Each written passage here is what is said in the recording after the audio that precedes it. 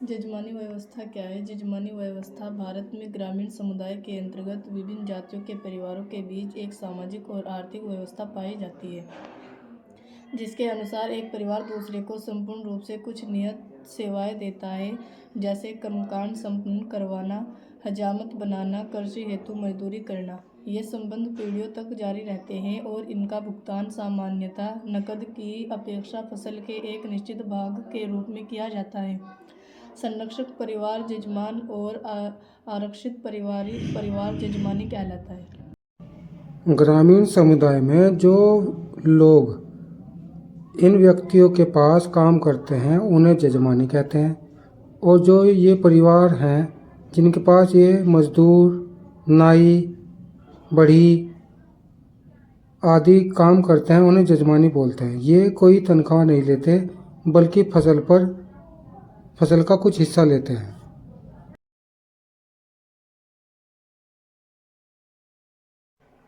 कुछ ही समुदाय आज के समय में जजमानी व्यवस्था पर काम कर रहे हैं, जैसे नाई हो गए और आपके बल्हार हो गए।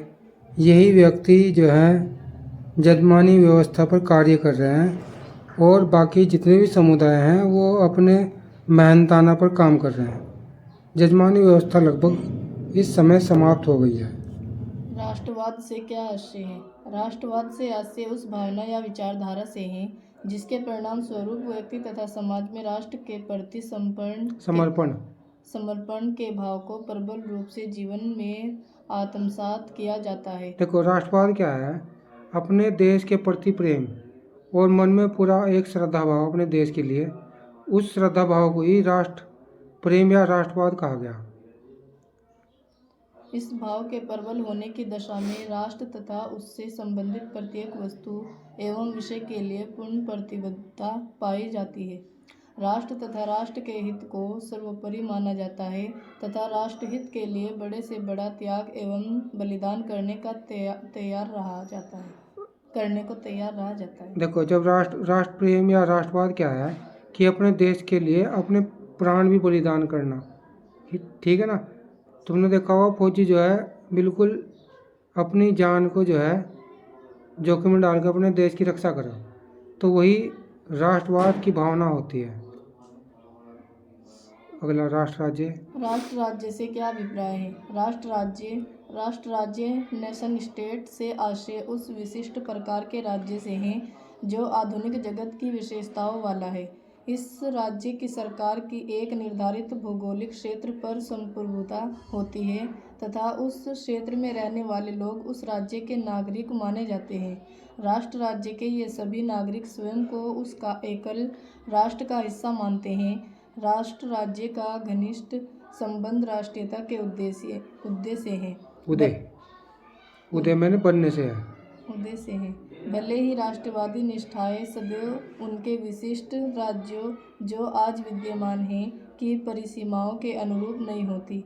वर्तमान समय में विश्व के सभी भागों में राष्ट्र राज्य ही विद्यमान है। हमारे देश में कुल 28 राज्य और 8 केंद्र शासित राज्य हैं। इन्हें मिलाकर ही एक राष्ट्र बनता है, एक देश का निर्माण होता है। इसी प्रकार पूरी दुनिया के सभी जो देश हैं उनमें भी छोटे छोटे राज्य होते हैं जो कि एक राष्ट्र का निर्माण करते हैं। इन्हीं छोटे छोटे राज्यों से ही राष्ट्र का उदय होता है, राष्ट्र का निर्माण होता है। शब्द का अर्थ रंग है। रेपसन के अनुसार भारत में आने वाली आर्य प्रजाति गौर वर्ण की थी तथा इसके विपरीत यहाँ के निवासी अनार्य कृष्ण अर्थात काले वर्ण के थे। काणे के अनुसार थी प्रारंभ में वर्ण शब्द का प्रयोग गोरे आर्यों और काले दासों के लिए किया जाता था। ऋग्वेद में भी कुछ स्थानों पर वर्ण शब्द का प्रयोग रंग के लिए आया है। हट्टन के मत में भी 4 वर्णों के साथ 4 रंग संबंधित है। ब्राह्मणों के साथ श्वेत, क्षत्रियों के साथ लाल, वैश्यों के साथ पीला तथा शूद्रों के साथ काला। परंतु कुछ विद्वानों के अनुसार वर्ण का आधार रंग न होकर व्यवसाय का चुनाव करना था।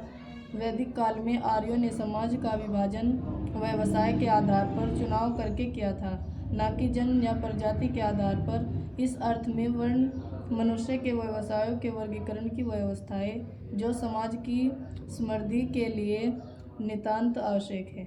जी, मैंने भी भाषाओं के लिए इसका वर्णन किया गया। ऋग्वेद में कुछ स्थानों पर वर्ण शब्द का प्रयोग रंग के लिए आया है। हट्टन के मत में भी 4 वर्णों के साथ 4 रंग संबंधित है। ब्राह्मण के साथ श्वेत, क्षत्रियों के साथ लाल, वैश्यों के साथ पीला तथा शूद्रों के साथ काला रंग। परंतु कुछ विद्वानों के अनुसार वर्ण का आधार रंग न होकर व्यवसाय मैंने कौन सा वो कार्य कर रहे हैं, ठीक है ना, का चुनाव करना था। वैदिक काल में आर्यों ने समाज का विभाजन व्यवसाय के आधार पर चुनाव करके किया था, न कि जन्म या प्रजाति के आधार पर। वैदिक काल में जो है, जो आदमी जो काम कर रहा है उसके हिसाब से उनका वर्ण या उनका वर्ग निर्धारित करा था। मनुष्य के व्यवसाय के वर्गीकरण की व्यवस्था है, जो समाज की समृद्धि के लिए नितांत आवश्यक है। आइए इतने कर लें।